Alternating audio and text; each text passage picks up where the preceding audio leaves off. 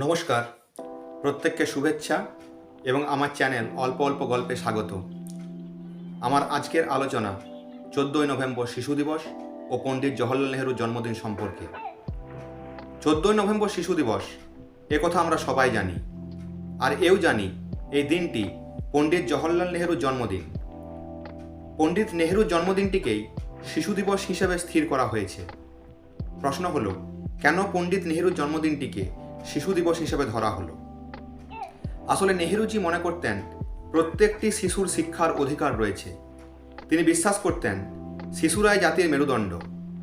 আর কথা আমরা সবাই জানি, জওহরলাল নেহরুই ছিলেন স্বাধীন ভারতের প্রথম প্রধানমন্ত্রী।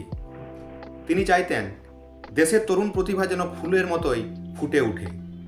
আর নেহরুজি বুঝতে পেরেছিলেন শিশুরাই বড় হয়ে হবে যুবক যুবতী, তারাই হলো আগামী দিনের সম্পদ। বাচ্চারাই আগামী দিনে বড় হয়ে দেশ গড়ার কাজে যোগ দেবে।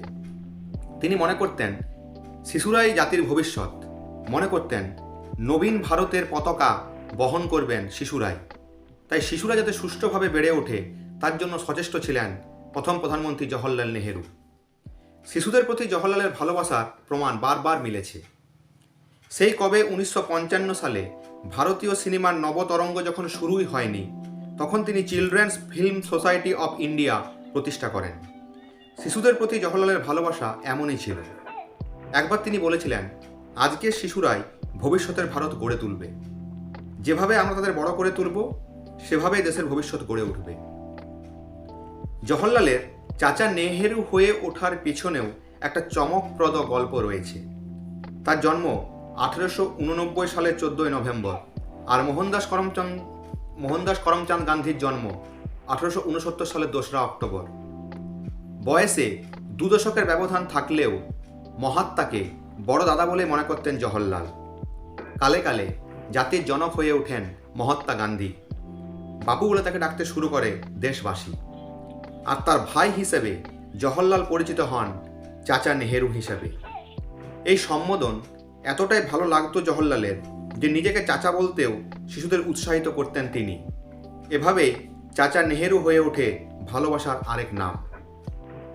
1956 সালের 20 নভেম্বরকে বিশ্ব শিশু দিবস হিসাবে ঘোষণা করে রাষ্ট্রসংঘ।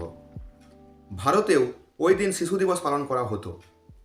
1964 সালে জওহরলাল নেহরুর মৃত্যুর পরে ভারতীয় সংসদে প্রস্তাব পাশ করা হয়। সেখানে জওহরলাল নেহরুর জন্মদিন 14ই নভেম্বরকে শিশু দিবস হিসেবে পালনের সিদ্ধান্ত নেওয়া হয়, এবং সেই থেকে 14ই নভেম্বর ভারতে শিশু দিবস হিসেবে পালন হয়ে আসছে। তার আগে থেকে অবশ্য শিশুরা তাকে চাচা নেহেরু বলতে শুরু করেছেন। বারবার তার শিশুদের প্রতি ভালোবাসার প্রকাশ পেয়েছে। তাকে পণ্ডিত বলা নিয়েও নানা প্রচলিত গল্প রয়েছে। কোনো আলপটকা মন্তব্য থেকে পারতপক্ষে তিনি বিরত থাকতেন। স্বাধীন ভারতের প্রথম প্রধানমন্ত্রী ছিলেন তিনি। তার বক্তব্যে ধরা থাকত অসামান্য সব উইট। তার ঘনিষ্ঠদের কাছ থেকেও জানা গিয়েছে অসামান্য পাণ্ডিত্যের মিশেল থাকত তার উইটগুলিতে। অনেকে বলেন কাশ্মীরি পণ্ডিত হওয়ার সুবাদেই তিনি পণ্ডিত অভিধায় ভূষিত হন। তবে কেবল জন্মসূত্রেই নন, তিনি কথায় বার্তায় আচরণে তার পাণ্ডিত্যের ঝলক রেখে গিয়েছেন। তিনি ভীষণ পড়াশোনার মানুষ ছিলেন, এবং সেই সাথে তিনি লেখালেখিও চালিয়ে গিয়েছেন। The Discovery of India, glimpses of world history তার লেখা অন্যতম বই।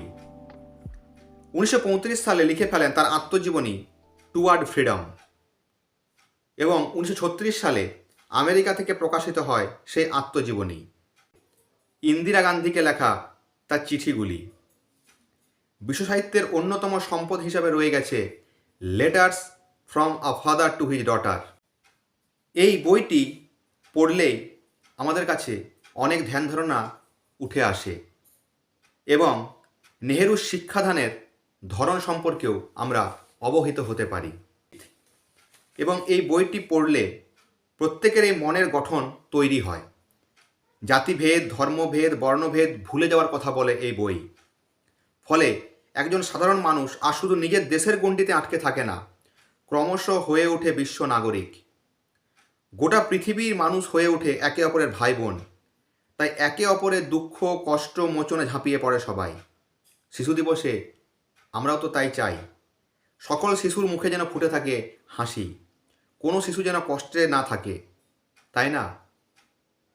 আজ এ পর্যন্তই।